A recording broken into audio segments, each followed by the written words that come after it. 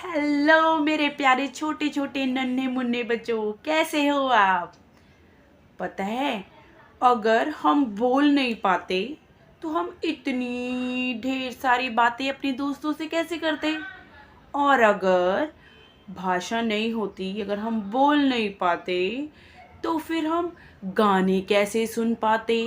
और अगर भाषा नहीं होती तो हम मूवी हॉल में जाके इतने प्यारे प्यारे कार्टून्स और मूवी कैसे देख पाते, है ना।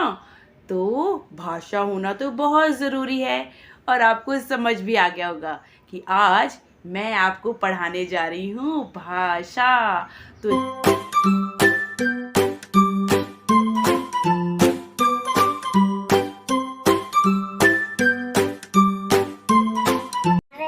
और निक्की निक्की मेरे लिए वो ले आना जिससे वो गला जो होता है वो ठीक हो जाता है, प्यास बुझ जाती है जिससे।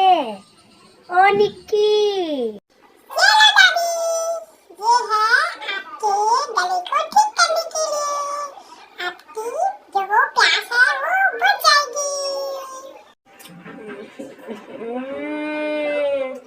अरे धूप नहीं, अरे पानी पानी बोल रही हूँ, पानी। ओहो दादी, आप ही ने तो कहा कि ऐसी चीज जिससे मेरे गले को आराम मिले। आपने तो कहा ही नहीं कि पानी लाना है। आगे से ढंग से बात किया करो। देखिए माता जी, आप अपनी बात को सही ढंग से बताइए। और देखो निमी बेटा, आपको भी अपनी दादी की बात को ध्यान से सुनना चाहिए। जब हम अपनी बात को दूसरे को ढंग से बोलते हैं और दूसरा इंसान भी उसी तरह से समझता है, उसी को हम भाषा का सही तरह से आदान प्रदान कहते हैं। तो आगे से अम्मा आप भी ध्यान रखिएगा और चिंटी तुम भी ध्यान रखना, ठीक है। ठीक है बेटा, आगे से मैं इस बात का ध्यान रखूंगी, मैं अच्छे से बताऊंगी। ओके मैम, मैं आगे से ध्यान रखूंगी, ध्यान से बात को सुनूंगी, तभी तो भाषा समझ में आएगी ना सबको। जब अपनी बात दूसरों को पहुंचाते हैं सही ढंग से, उसी को तो भाषा कहते हैं। कि अगर अपनी बात को अच्छे तरीके से ना बताया जाए तो अर्थ का अनर्थ हो जाता है। भाषा वही चीज़ है जब हम अपने मन के अंदर आने वाले विचारों को, भावों को बोलकर, लिखकर, सुनकर या पढ़कर समझ लेते हैं, इसे ही हम क्या कहते हैं, भाषा। और भाषा को हम दो तरीके से बता सकते हैं। एक मौखिक यानी मुंह से बोलकर, जैसे मैं अभी आपसे बात कर रही हूँ, तो ये है भाषा का मौखिक रूप।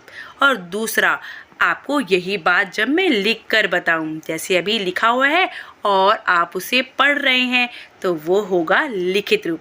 जब लिखा हुआ भी हम पढ़ते हैं, जैसे कि अखबार पढ़ना या किताब पढ़ना, तो ये भी भाषा का लिखित रूप होता है। लेकिन जब हम मुंह से किसी के साथ वार्ता करते हैं, बात करते हैं, तो वो कहलाता है भाषा का मौखिक रूप। और हमारे पूरे भारत में पता नहीं कितने प्रकार की भाषाएं बोली जाती हैं। हमारे भारत में नहीं, पूरे वर्ल्ड में अलग अलग भाषाएं बोली जाती हैं। और उनको लिखने का तरीका ही कहलाता है लिपि। किसी एक सीमित क्षेत्र में जब कोई भी बात करता है तो उसे हम कहते हैं बोली। जैसे हरियाणा की हरियाणवी, महाराष्ट्र की मराठी, और भारत में 22 ऐसी भाषाएं हैं जिन्हें की वैधता है लिखने की।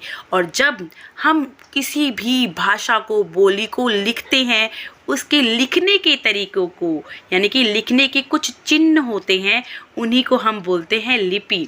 हर एक की लिखने की शैली अलग अलग होती है। तो यहाँ पर आपको अलग अलग शैली के बारे में उदाहरण के साथ बताती हूँ। जैसे कि हिंदी भाषा की अगर बात करें, अगर मुझे हिंदी में कोई किसी से बात करनी है, बात तो मैं कर ली हूँ, लेकिन अब इसी बात को मुझे लिखना है। मान लीजिए एक लड़का है राम और वो बाज़ार जाता है, तो मुझे लिखना है भाई। तो लिखने के लिए मुझे कुछ चिन्ह चाहिए होंगे, जिसे हम कहते हैं लिपि, लिखने का तरीका। तो हिंदी को लिखने के तरीका है देवनागरी, इसे कैसे लिखेंगे? जैसे यहाँ पर उदाहरण के साथ आप देख सकते हैं, राम बाजार जाता है। और उसके बाद अगर इसी बात को मुझे अंग्रेजी में यानी कि इंग्लिश में लिखना है तो मैं लिखूंगी राम गोज़ टू मार्केट। और इसी बात को संस्कृत में लिखेंगे तो हम संस्कृत में भी देवनागरी का करेंगे, जबकि अंग्रेज़ी में हम रोमन का इस्तेमाल करते हैं लिखते समय। और इसे अगर संस्कृत में लिखेंगे तो बोलेंगे रामः आपण गच्छति। और वही बात हम पंजाबी में लिखेंगे तो उसे इस्तेमाल करेंगे हम लिपि गुरमुखी। पंजाबी की होती है गुरमुखी लिपि। राम बाजार जांदा है। तो इस तरीके से अपनी अपनी भाषाओं के हिसाब से उनकी लिपियां हैं। और इसी लिपि को और भी अच्छे से गहन तरीके से जब हम लिखने का ढंग सीखते हैं तो वो हमारा व्याकरण कहलाता है। तो आज की वीडियो में सिर्फ इतना ही। आपको और कौन कौन सी वीडियो चाहिए उसके बारे में जल्दी कमेंट बॉक्स में लिखिए। और अगर आपको वीडियो अच्छी लगी हो तो लाइक, सब्सक्राइब और शेयर करना ना भूलिए। मिलूंगी फिर एक नई वीडियो के साथ। तब तक के लिए हंसते रहिए, मुस्कुराते रहिए, गाते रहे और गुनगुनाते रहना मेरे प्यारे बच्चों। Bye bye.